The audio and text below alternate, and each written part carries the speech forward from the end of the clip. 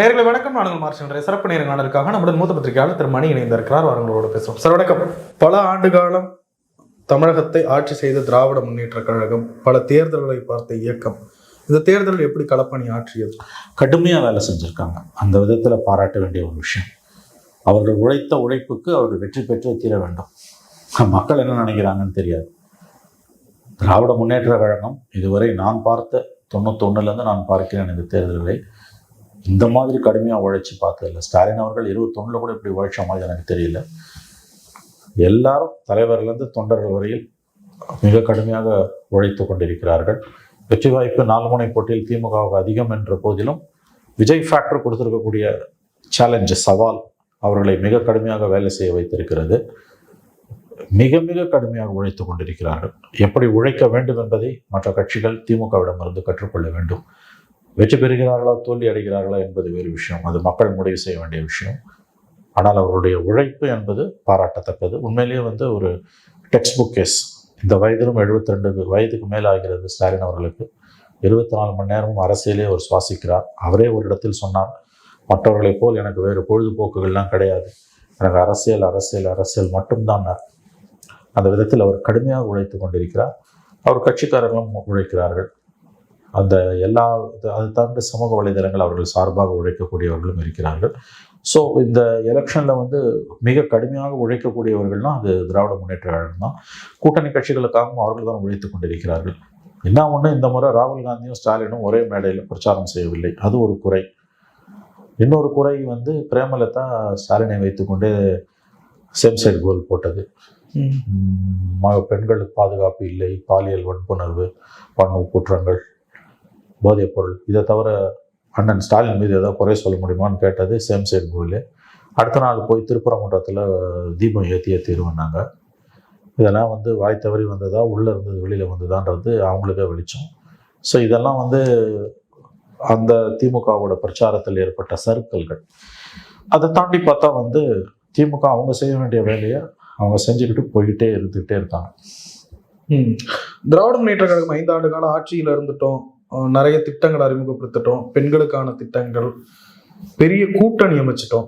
Stress இல்லாமல் இறங்கியிருந்தாங்களே களத்தில்? இல்லை, அது தெரியுது அவங்களுக்கு. நீங்கள் சாதனைகளால் மட்டும் ஒரு அரசுகள் தேர்ந்தெடுக்கப்படுவது கிடையாது.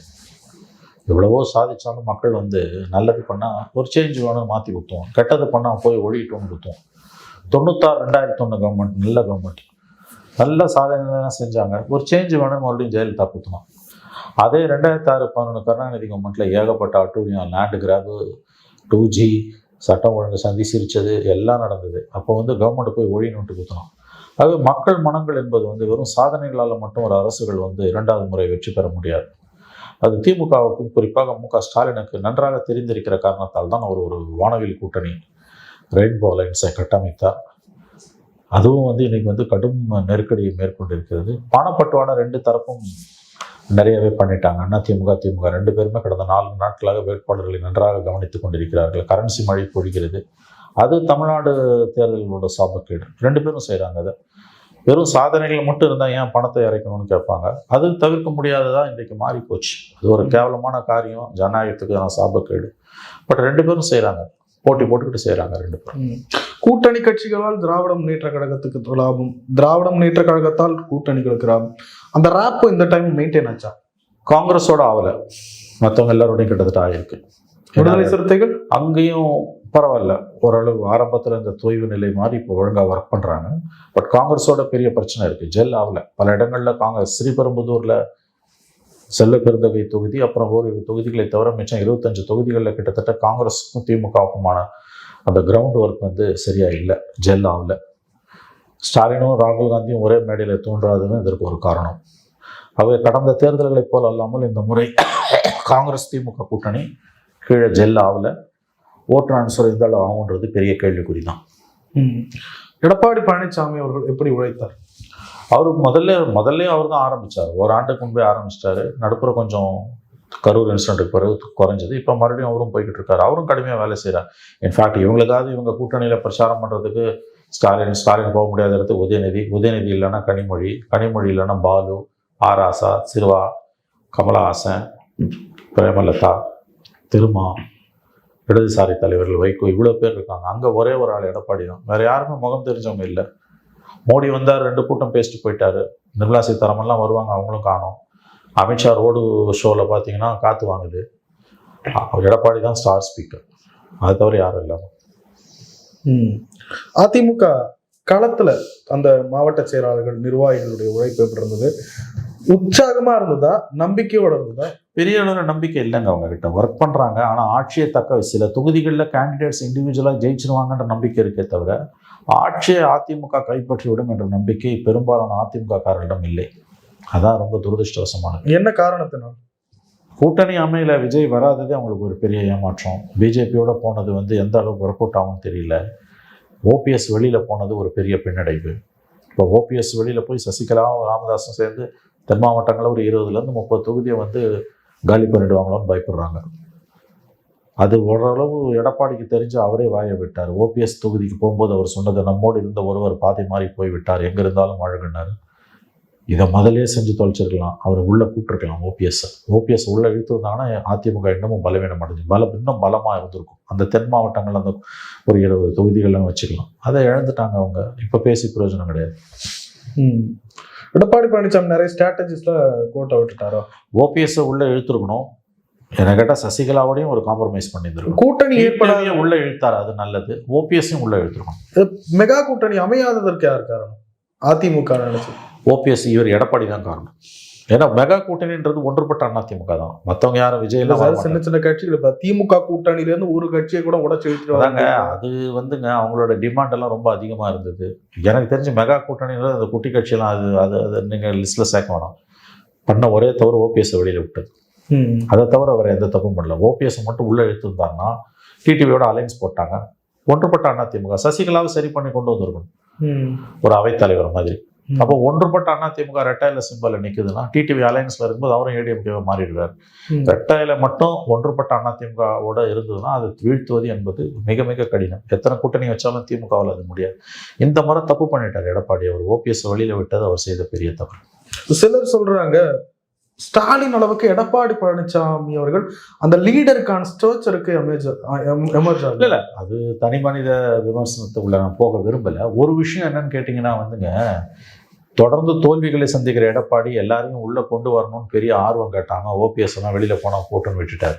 ஆனா தொடர்ந்து வெற்றிகளை பார்த்து கொண்டிருக்கிற ஸ்டாலின் சிறிய சிறிய கட்சிகளை கூட அரவணைத்து கொண்டார். இன்னைக்கு சின்ன சின்ன கட்சி கூட அவர் சேர்த்துக்கிட்டார்.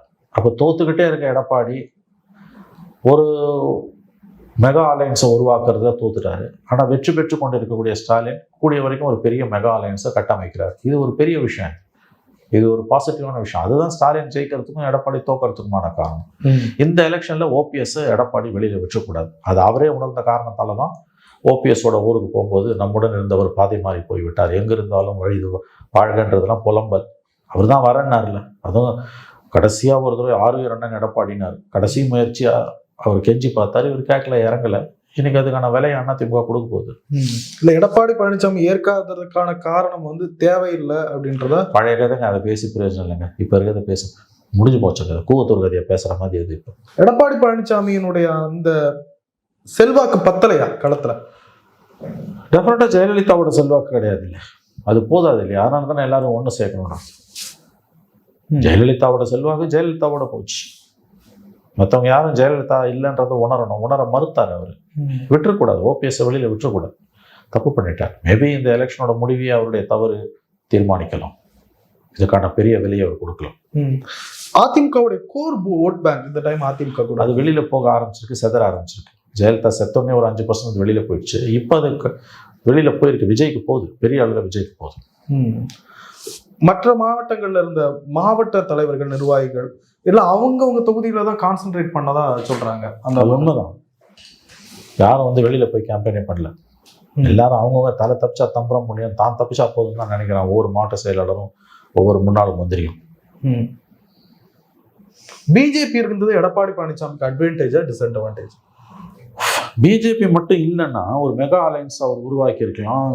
விசிகா மாதிரி கட்சிகளோட இழுத்திருக்கலாம், வாய்ப்பு இருந்தது. குறிப்பாக சிறுபான்மையினர் அந்த பக்கம் போயிருப்பாங்க. விஜய் வித் ஏடிஎம்கேனா அது வெற்றி கூட்டணி. விஜயும் இல்லாமல் பிஜேபியும் இல்லாமல் எடப்பாடி போனார்னா அது 4 முனை போட்டி தான். அப்போ அதில் சாதக பாதகம் ரெண்டுமே இருக்குது. அது திமுகவுடன் அட்டை போல் இந்த கட்சிகள் ஒட்டி கொண்டு இருப்பதால சிறுபான்மையின வாக்குகளும் எடப்பாடி கிட்ட போயிருக்காரு. அந்த விதத்தில் பிஜேபியோட போனது இன்னைக்கு அவருக்கு ஒரு விதத்தில் லாபமாக கூட இருக்கலாம். கொஞ்சம் இல்லை, நான் இன்னொரு பக்கத்துல இருந்து கேட்குறேன். இப்போ ராகுல் காந்தி வராரு, தமிழ்நாட்டுக்கு வராரு, திமுகவுக்கு ஆதரவாக பிரச்சாரம் செய்தாரு, அது அவர்களுக்கு ஒரு பலம். அதே போல் மோடியும் எடப்பாடி பழனிசாமியும் ஒரே தளத்தில் நின்று ஒரு மேடையில் நின்று பிரச்சாரம் செய்வது அதிமுகவுக்கு பலமா பலவீனமான்னு கேட்கிறேன். இல்லை, சிறுபான்மை ஓட்டு அவங்கள்ட்ட மொத்தமாக விட்டு போயிடுச்சு. வெறும் சிறுபான்மையினர் ஓட்டு மட்டும் ஆமாம் போயிருக்கு. மற்றபடி பெரிய ஓட்டு ஒன்றும் போல. ஆன்டி டிஎம்கே ஓட்ஸ் கன்சால்டேட் ஆகுது. அவங்க மோடி வந்ததால் அப்படி பார்த்தீங்கன்னா இதே தான் 21 மோடி தான் இருந்தார். 75 சீட் ஜெயிச்சாங்க. பிஜேபியோட ஏடிஎம்கே சேர்ந்ததுன்னா பார்லிமெண்ட்ல சைபர் ஆகும், ஆனால் அசம்பிளியில் சைபர் ஆகாது. ஓரளவு ஜெயிக்கும் வாய்ப்பு இருக்கு. அது இன்னைக்கு எதிர்கட்சின்றதுனால அந்த வாய்ப்பு கூடலாம். மோடி பார்லிமெண்ட் எலெக்ஷன்ல அவங்களுக்கு பலவீனம், ஆனால் அசம்பிளி எலெக்ஷன்ல பலம் தான். நடுவில் இந்த டீலிமிட்டேஷன் விவகாரத்துல திமுகவுக்கு கொஞ்சம் தூக்கி கொடுத்தா, அது ஒன்றும் பெருசா தூக்கி கொடுத்தோம்னு சொல்ல முடியாது. அது ஒரு இஷ்யூவே கிடையாது. ஓட்டு தமிழ்நாடு ஃபுல்லா கருப்பு, அதெல்லாம் அவங்க பண்ணுவாங்க, வெடி வெடிச்சு எல்லாம் பண்ணுவாங்க. இப்போ கீழே இருக்கணும் கேட்டு பாருங்க என்னன்னு. அது இல்லாட்டியும் திமுக ஜெயிக்கணும்னு இருந்தால் ஜெயிக்கும், தோக்கணும்னு இருந்தால் அது இருந்தாலும் தோக்கும். அதனால அது கிடையாது இஷ்யூ. டிசைடிங் ஃபேக்டர்னுவாங்க, அது கிடையாது. டிசைடிங் ஃபேக்டராக இருக்கிறதுக்கும் ரீசனாக இருக்கிறதுக்கும் அடிப்படையில் வித்தியாசம். சில பர்சன்டேஜை கூட்டி குறைச்சி ஐ டோன்ட் திங்க் ஸோ, கிடையாது. அது இவங்க பெரிய அளவில் அதை ஊதி பெருசாக்கிட்டாங்க. அது வேறு தோற்று போச்சு. தோற்று போனோடனே உங்களுக்கான மரியாதை போயிடும். You lose the upper hand. அது ஒன்ஸ் இஷ்யூ செட்டில் டவுன் ஆயிடுச்சு. அது எடப்பாடி பழனிசாமி அவர்களது கருத்து சொல்லாதோ அதுவுமே பிரச்சனை இல்லை. அதுவும் கிடையாது, அவர் லிஸ்ட்லேயே கிடையாது. இல்லை, இதெல்லாம் அவங்களுக்கு இதுவே ஒரே எய்மு திமுக ஒழியணும், ஸ்டாலினை தோக்கடிக்கப்படணும். அதுக்காக அவங்க போயிட்டே இருக்காங்க. வானிலை உரிமை, வெங்காயம், டீலிமிட்டேஷன் அதெல்லாம் கீழே எடுப்படாதுங்க. அதெல்லாம் கீழே அது ஒரு இஷ்யூவே கிடையாது. டிசைடிங் ஃபேக்டர் கிடையாது. ஸ்டாலின் வேணுமா வேணாமான்றதான் ஒரே கேள்வி. அதை டிசைட் பண்ணுறதுல டீலிமிட்டேஷன்லாம் இஷ்யூவே கிடையாது. இலங்கை பிரச்சனை மாதிரி அது எந்த காலத்துலையும் ஒரு இஷ்யூவாக இருந்ததே கிடையாது. ஆனால் அப்படி இருந்த மாதிரியான ஒரு தோற்றம் மட்டும் இருந்துகிட்டே இருக்கும். தமிழக வெற்றி கழகத்தின் வருகை உண்மையாகவே யார் யாருக்கு தலைவலியை கொடுத்தது? சார், நம்ம பேசிட்டோம் பல தடவை. இது 2 பேருக்குமே பாதிப்பு. அதிக பாதிப்பு யாருன்றது 4ஆம் தேதி தான் தெரியும். நாம் நினைத்ததை விட அதிகமாக திமுகவுக்கு பாதிப்பு இருக்கலாம். பட் ஸ்டில் 4 முனை போட்டியில் திமுகவுக்கான வெற்றி வாய்ப்பு தான் அதிகம். நான் நம்புறேன், உறுதியாக நம்புறேன். somehow they will manage. ஆட்சியை அவர்கள் சொற்ப எண்ணிக்கையில் அளவிலாவது தக்க வைத்துக் கொள்வார்கள் தான் எனக்கு தோணுது. அலைன்ஸ் ஆஸ் சச் தனியாகவோ அல்லது கூட்டணியாகவும் சேர்த்தோ ஆட்சியை திமுக தக்க வைத்துக் கொள்ளும். விஜய் அவர்கள் பெரிய நெருக்கடியை ஸ்டாலினுக்கு இந்த தேர்தலில் கொடுத்து கொண்டிருக்கிறார். அது உண்மை. திமுக சந்திக்காத நெருக்கடியை இவர் திமுகவுக்கும் ஸ்டாலினுக்கும் விஜய் கொடுத்து கொண்டிருக்கிறார் என்பது 100% உண்மை. காலத்தில் தாவேகாவினுடைய செயல்பாடு எப்படி சார் இருந்தது? பல இடங்கள்ல தன்னிச்சையா உழைக்கிறாங்க. நான் இதுவரை பார்க்காத ஒரு அம்சம் என்னன்னா, வெளிநாடுகளிலிருந்து பல இளம் பெண்கள், இளைஞர்கள், நடுத்தர வயது பெண்கள் கூட வந்திருக்காங்க. லீவ் போட்டு வந்திருக்காங்க, லாஸ் ஆஃப் பேல வந்திருக்காங்க. ஓட்டு போடுறதுக்காக மட்டும் இல்லை, உழைப்பதற்காக. சில பேருக்கு ஓட்டர் லிஸ்ட்ல பேர் இல்லை, ஆனால் கட்சிக்காக வேலை செய்கிறாங்க. பெரம்பூர்லாம் கிட்டத்தட்ட 10,000 பேர் ஒர்க் பண்ணிட்டு இருக்காங்க அவங்க டீம்ன்றாங்க. அந்த மாதிரி பல இடங்கள்ல ஒர்க் பண்றாங்க. அது ஒரு இம்ப்ரெசிவான ஒரு விஷயம் தான். ஓட்டா எந்த அளவு மாறும்னு தெரியாது. கிரவுண்ட் ஒர்க் குறிப்பிடத்தக்க தொகுதிகளில் அவர்கள் கடுமையாக வேலை செஞ்சுக்கிட்டு இருக்காங்க. அது உண்மைதான். விஜய் என்ற ஒற்றை முகத்துக்காக தமிழ்நாடு முழுசா மக்கள் தாவேகாவுக்கு போடுறதா பார்க்குறோம். களத்துல அங்கங்க மாவட்ட அளவுல பெரிய பெரிய தலைவர்கள் இல்லாத ஒரு பின்னடைவு தான். எஸ், தட்ஸ் ரைட், பின்னடைவு தான் அது. ரைட்.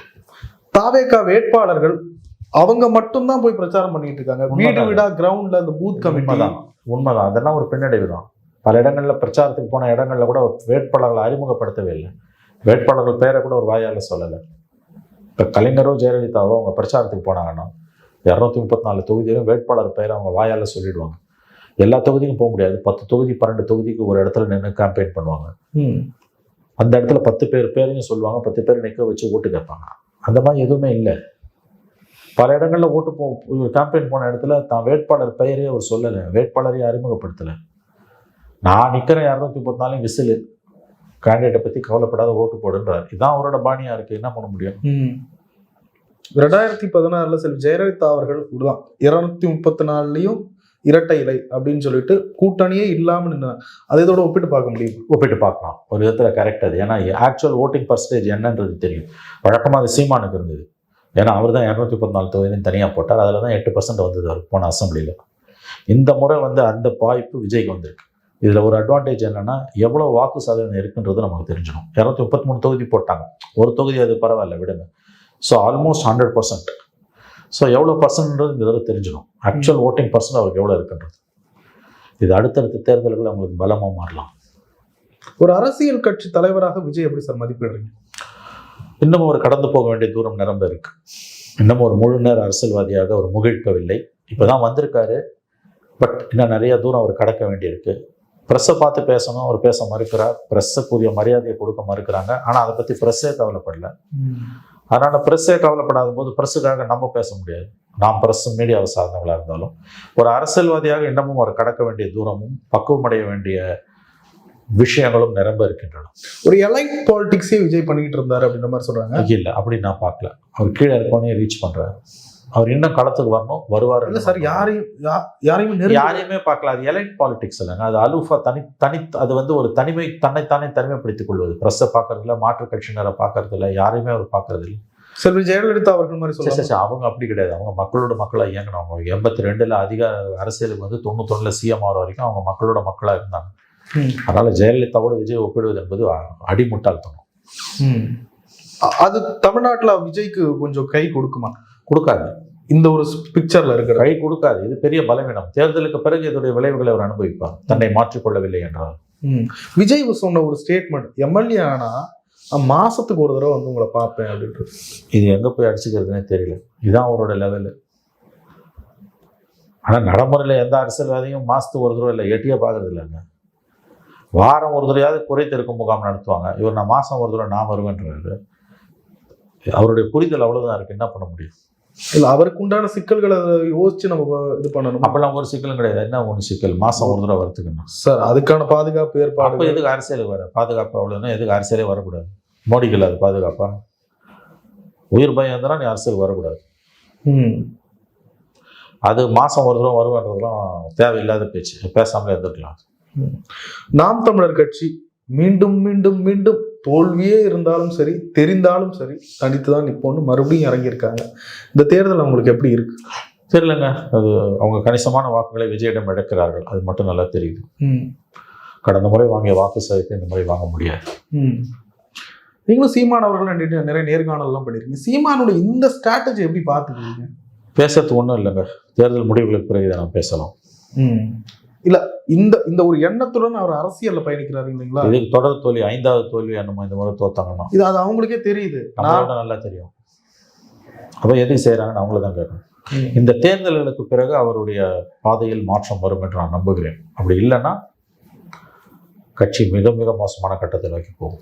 சீமான் முன்வைக்கக்கூடிய சில கொள்கைகள், சில திட்டங்கள் பலரால் பாராட்டப்படுகிறது.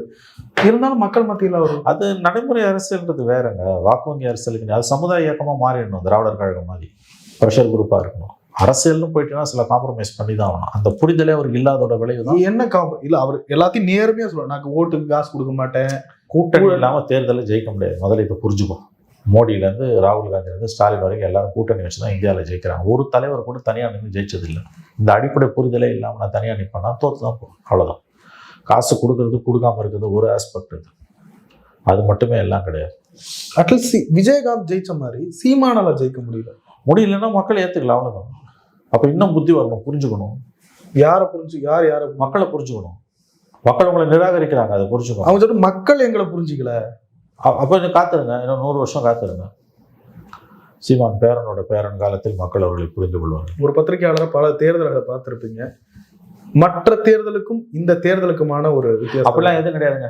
5 ஆண்டுகளுக்கு ஒரு முறை வந்து போகிற ஒரு தேர்தல் தான் இது. அப்படிலாம் ஒன்றும் எந்த தேர்தலுமே அப்படி கிடையாது. நத்திங். இப்படி பார்த்தா 91 ராஜீவ்காந்தி அசாசினேஷன் நடந்தது, அவ்வளோதான். அது ஒன்று தான் வித்தியாசமான தேர்தல். மற்ற எந்த தேர்தலுக்கும் ஒன்றும் பெரிய வித்தியாசம்லாம் எதுவுமே கிடையாது. இல்ல, எம்ஜிஆருடைய வருகை, அப்புறம் ஜெயலலிதா, அதெல்லாம் கிடையாது. ஒண்ணுமே கிடையாது. இப்ப அதே மாதிரி ஒரு விஜயனுடைய வருகை ஒண்ணு இருக்கு. அதுதான் நான் முதல்ல சொல்லிட்டேனே. அவர் வந்து ஒரு புதுசா வந்த ஒருத்தர் களத்துக்கு வராமலே பழைய பெருச்சாலைகளை ஆட்டுவிக்கிறார். அது ஒண்ணுதான். அதை தாண்டி இந்த தேர்தலில் புதுசா பார்க்கறதுக்கு ஒன்றும் கிடையாது. இது 5 ஆண்டுகளுக்கு ஒன்று வந்து போகிற யூஸ்வல் எலெக்ஷன் தான் இது. இந்த தேர்தலில் கேட்கல, நான் ஜென்ரலா மக்கள் வேட்பாளரை பார்த்து, கட்சியை பார்த்து, கட்சியினுடைய கொள்கையை பார்த்து, அல்லது காசு கொடுக்கறத பார்த்து, ஜென்ரலா நிறைய எலெக்ஷன்ல அப்படி பார்த்துட்டு வந்திருக்கேன். மக்கள் எப்படி வாக்களிக்கிறாங்க, அவங்களோட எல்லா தேர்தலையும் இந்திய மக்கள் எப்படி வாக்களிக்கிறாங்களோ அப்படிதான் இந்த வாக்களிக்கிறாங்க. கட்சிகளுக்கு தான் மக்கள் வாக்களிக்கிறார்கள், வேட்பாளர்களுக்கு அல்ல.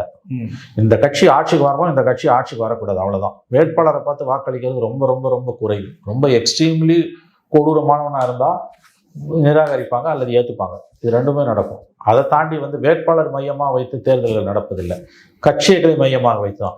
கருணாநிதி வேணுமா, ஜெயலலிதா வேணுமா, கருணாநிதி வேணுமா, எம்ஜிஆர் வேணுமா, எடப்பாடி வேணுமா, ஸ்டாலின் வேணுமா, அவ்வளோதான். இந்த முறை விஜயம் வந்துட்டார். அதனால் வந்து யார் என்னை ஆள வேண்டும் என்பதுதான். எந்த கட்சி ஜெயிச்சு முதலமைச்சர் ஆகணும் இவர், அதான் அளவுகோலே ஒழிய தனிப்பட்ட ஒரு கேண்டிடேட் அளவுகோலே கிடையாது. இல்ல இப்படி புரிஞ்சுக்கலாமா, தனிப்பட்ட ஒரு பர்சனாலிட்டி அளவுகோல், அதாவது தலைவர் அளவுகோல் அப்படி புரிஞ்சுக்கலாமா? யாரு சிஎம் ஆகுறது கிடையாது, ஸ்டாலினுக்காக போடுறேன் கிடையாது, கட்சிக்கு தான். திமுக தானே ஓட்டு, ஸ்டாலினுக்காக கிடையாது. ஸ்டாலினுக்காக இருக்கலாம், திமுகவும் பிளஸ் ஸ்டாலின். இப்போ ஜெயலலிதாக்காக போட்டாங்கன்னா ஏடிஎம்கேக்காக, எம்ஜிஆர்னா எம்ஜிஆர் அண்ட் ஏடிஎம்கே பிளஸ். கட்சிகளுக்கும் அதில் ஒரு பெரிய ரோல் உண்டு. தலைவர்களோட ரோல்ன்றது சற்று கூடுதல் மதிப்பாக இருக்கும். நான் ஓட்டு போடுறது அந்த கட்சிக்கு தான், தலைவர்களுக்கு பெரும்பாலானவங்க கிடையாது. அதை ஞாபகம் வச்சுக்கோங்க. தலைவர்கள் ஒரு அடிஷ்னல் இம்பார்ட்டன்ஸ், தலைவர்கள் மட்டுமே எல்லாம் கிடையாது. ஏன்னா இது ஜனாதிபதி தேர்தல் கிடையாது, இது அமெரிக்க முறை கிடையாது. இதை புரிஞ்சுக்கணும் நம்ம முதல்ல.